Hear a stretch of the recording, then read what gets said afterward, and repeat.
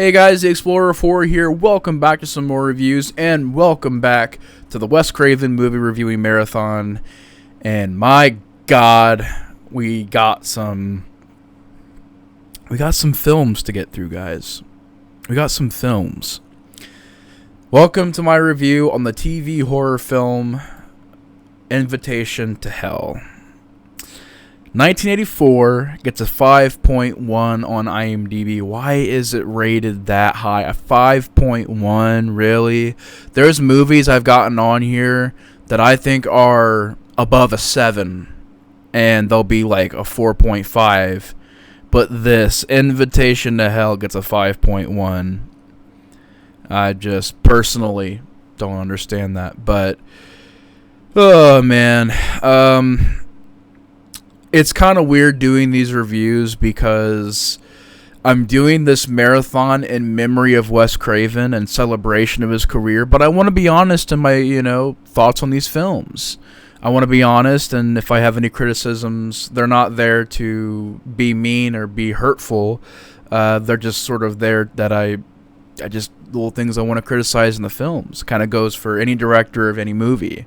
But I don't want to sound too negative on this marathon. I really, really don't, because theatrically, almost every movie Wes Craven's made I've loved, or I've enjoyed, or I've thought was at least watchable. I think I'm going to invent a new rule starting now, because I had to watch this and Chiller back to back, and I checked my watch list, and there's another TV movie I have to watch, and I checked on YouTube, and it said it was over 2 hours long. So I don't know if it includes, I don't know what it includes on. I don't know if it has commercials. I don't know if it has like advertisements, and it's over 2 hours long, and I struggle to get through this and Chiller. And like I said, I'm not trying to be mean. I'm being honest, and I think I'm gonna make a new rule. I'm just gonna do theatrical movies. Moving on, theatrical movies, unless people in the comments are like, no, cover this specific movie that has a pretty big following that people say is good. Because theatrically, I've been loving the Wes Craven movies. He's been directing these just great, fantastic films.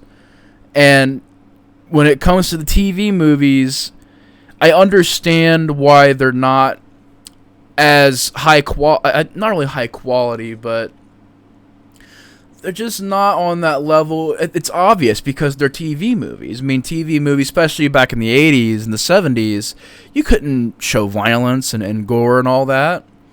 And I'm not really asking for that. I don't think a horror film needs gore. I really don't. I don't think a horror film needs nudity or cursing or any of that. I mean, I don't mind it. It doesn't bother me when that's in a movie. But it's not a necessity. It's not like every horror film needs to be gory.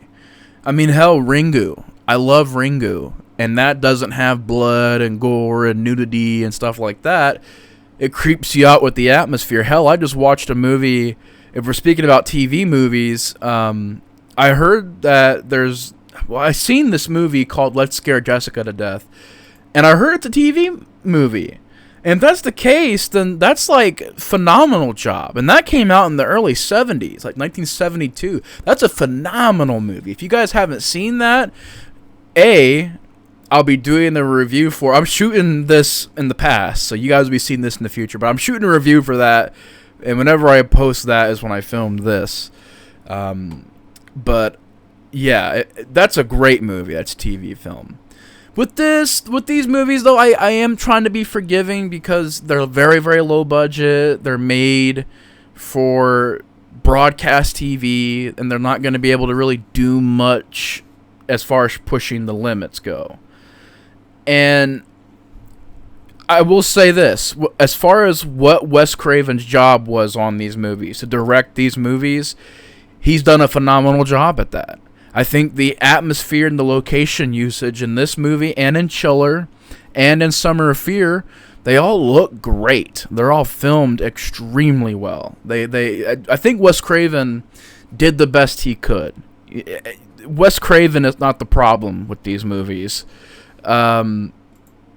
And they're not badly made movies. That's what really also is kind of like shocking to me. Is like they're not badly made movies per se. They are just supremely slow paced and slow and boring to watch. And today we're talking about Invitation to Hell. I also got to review Chiller tonight. I had to watch Chiller right after this because I wasn't going to watch Hills of Ice Part 2 again. And I haven't rewatched Nightmare on Elm Street again, which I probably will. But I'm trying to knock down the stuff I haven't seen first before I go back and rewatch stuff. Especially Hills of Ice Part 2. I really don't want to watch that movie again. I probably won't, but it sucks where I'm at with that movie because I barely remember it, so it's like I might have to rewatch it. But Invitation to Hell, the story is so like simple but uninteresting. You got this family that moves into this new town, this small suburban town. They live in this neighborhood, and the father is working on inventions, I think, and they've developed this suit that can withstand an insane amount of heat and can fire a weapon. It just didn't work for me. It was goofy. And it's a plot point for later. And all this movie really is there's this club.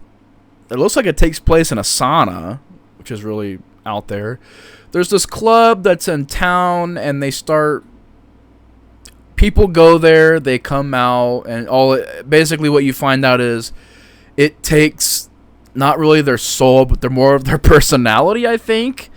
I guess you could argue it takes their soul, but it takes the good part of them out and leaves the bad part of them in, and everybody that leaves there is pretty much jerks. I don't even know if they're really like killers or anything like that, but they're just not themselves. It takes their personalities away. So that doesn't really kill them. It just takes away the kindness, who they used to be, and it warps them and makes them more evil and creepy. And like I said, Wes Craven did the best he could. It's very well shot for what it was. To watch it, I had to watch it on YouTube, and it looked like it was I watched it on Tubi, but it looked like it was a VHS quality. Chiller was even worse quality than this, but it looks like they got a VHS tape, and just that's how I watched it. But it's on Tubi, so if you're a Wes Craven fan, that's why I checked it out. I mean, it's one of those movies where I'm not going to revisit it again. And as far as Wes Craven goes, he did the best he could, and that stuff is all great. The rest of this stuff, it's such a slow-moving movie. The storyline is so lame to me, and it's just like nothing scary to it, nothing eerie to it.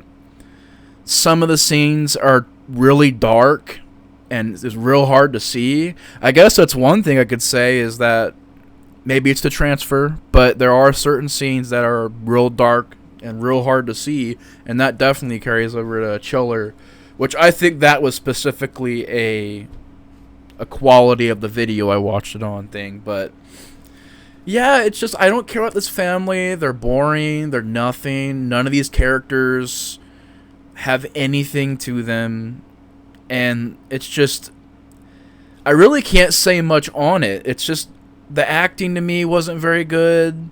I didn't care about the family. I thought didn't have. At least they could have had like a good atmosphere and music and stuff. It doesn't even have that.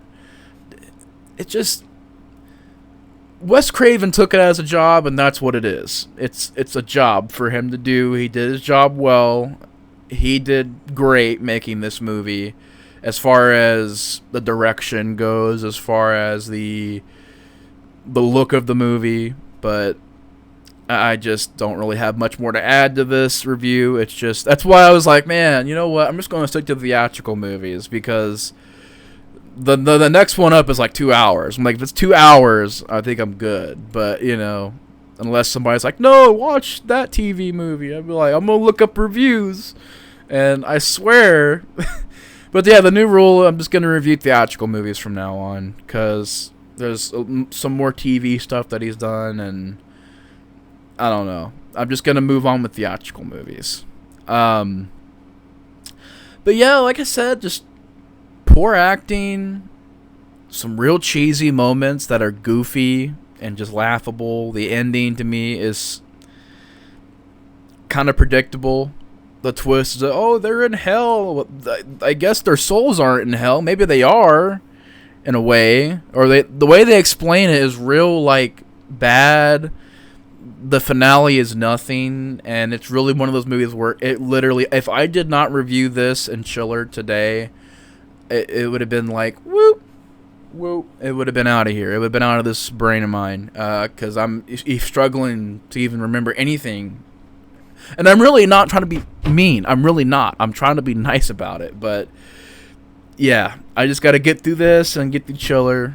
You know, like I said, Wes Craven has nothing to do with how I feel about the problems. I'm assuming the studio and the writers and the producers had more control over these than Wes Craven did.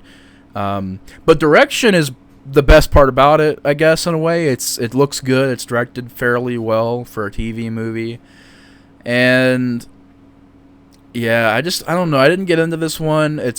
I gave it a 1 out of 5, which is real low, but it's Invitation to Hell. Go watch it and come back to me if you can tell me something that happened in this movie, because I really am struggling to remember what I had just watched. And I had to watch this and Chiller in parts, and that's why I was like, I'm good. I mean, I'm good. You know, if this is how it's going to be, I'm good on the TV movies. Let's just, okay, if it's direct-to-video, I'll stoop to that and I'll watch that. And that probably goes for the next time I do the director spotlight or whatever I'm doing here with, marathon. If I marathon Romero or if I do John Carpenter, I'll do direct-to-video and theatrical. As far as TV movies go, they're hard to find too, and they're just, unless the reviews are high for them, I'm good. But yeah, Wes Craven did great. Direction, the way it looks, everything else to me, really forgettable, real lackluster, and I wasn't a big fan of this one. It's probably better than Chiller, honestly, and the next review I do is going to be real difficult because I got to talk about that, which I thought had even more problems than this movie. But anyways, I'm going to give it a 1 out of 5. It's just nothing.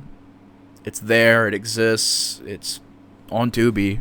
But yeah, if you've seen this movie, comment down below your thoughts on it. I'm curious on your guys' thoughts on these Wes Craven films. And yeah, I'll see you guys in the next one. We're going to be talking about... I'm going to try and film at least a decent amount of reviews tonight. So I'm going to get some more stuff filmed, and yeah, I'll see you guys later. By the way, in the description below, I have links to all my social media stuff. I have my Instagram, my Letterboxd, I have my Twitter, so if you guys want to follow me on there, links are in the description. But anyways, y'all, thank you guys so much for watching my review. Take care, and I'll see you guys in the next one. The Explorer of Horror is out. Peace.